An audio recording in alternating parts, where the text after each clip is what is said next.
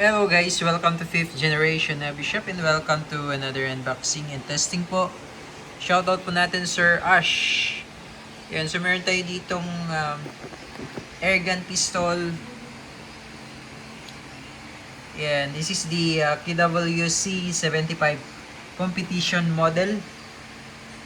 Comes with red dot, M-point red dot. Actually, this is red dot and green dot. Yan. So, with 4 reticle.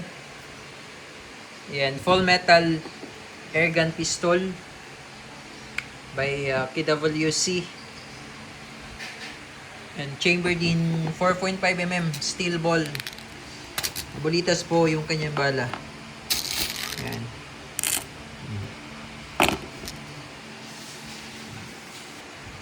And powered by CO2. So ito yung kanyang propellant. Ito yung hangin niya. Disposable siya. Good for 60 shots yung isang tangke. 60 shots. Okay? Yan. So itong kanyang red dot or yung kanyang optic ay naka 0 na po. Within 5 meters. Naka 0 na siya. So, kung may adjust pa kayo, meron naman siyang adjuster. Yan yun. Yan yung sa left and right or yung sa kanyang windage. Ito naman po yung sa kanyang up and down or yung sa kanyang elevation. Yan. Dyan yung battery.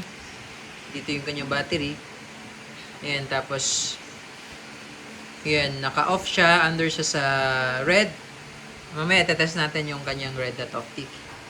And so this is full metal, mabigat talaga siya. Mabigat. Competition model by KWC.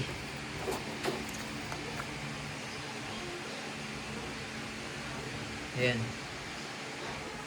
Okay, so bali nilagyan ko na siya ng CO2 kasi siniro ko siya. Ayan, so ito yung cup niya. Aalisin mo lang siya pag maglalagay kayo ng CO2. Kasama naman siyang tool, Allen tool. Ito. Tapos meron siyang extra pala na cup.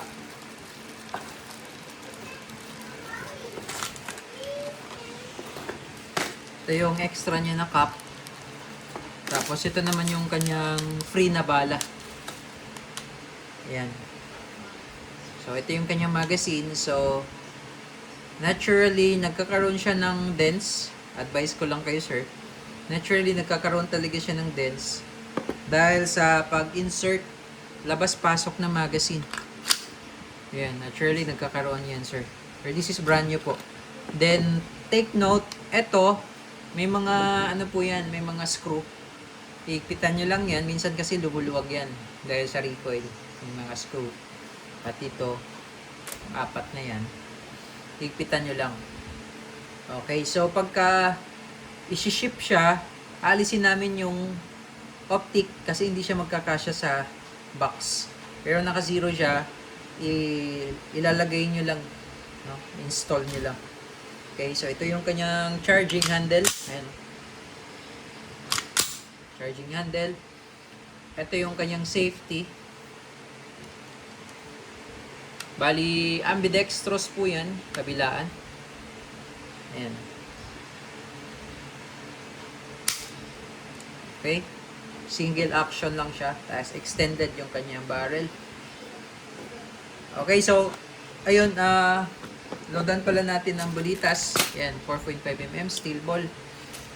So, spring niya, sagad mo lang sa dulo, dito mo siya ilalaglag yung bala sa may butas.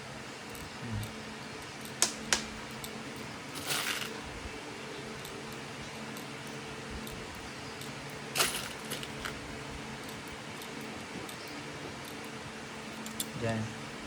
Okay. So, bali ang capacity nito ay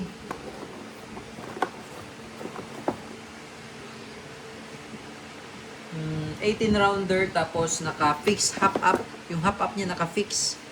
Ayan, this is full metal po. Okay? So, testingin po natin. Ito pala yung kanyang switch. Ayan, yung sa red. Tapos may level 1 and up to level 5 siya. Yung sa ilaw.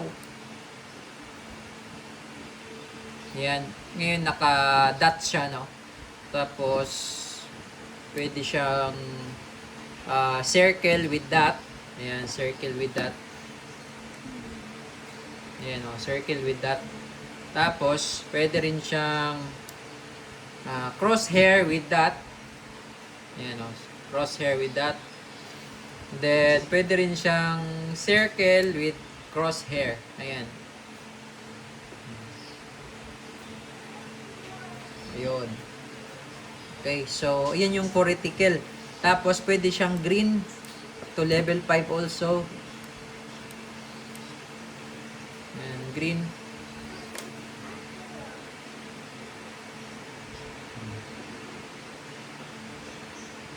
Tapos, pag i-off mo siya, lagay mo lang sa R or sa G kapag green. Ayan. Okay, so, gagamitin natin yung dot lang. Okay, yung dot lang.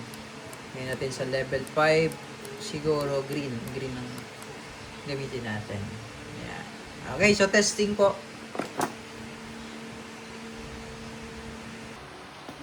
Okay, testing po. KWC 75 competition model. Airgun pistol, chambered in 4.5mm steel ball. Yan, so tetest natin yung kanyang red dot optic. Green pala, green. Ayan. Firing.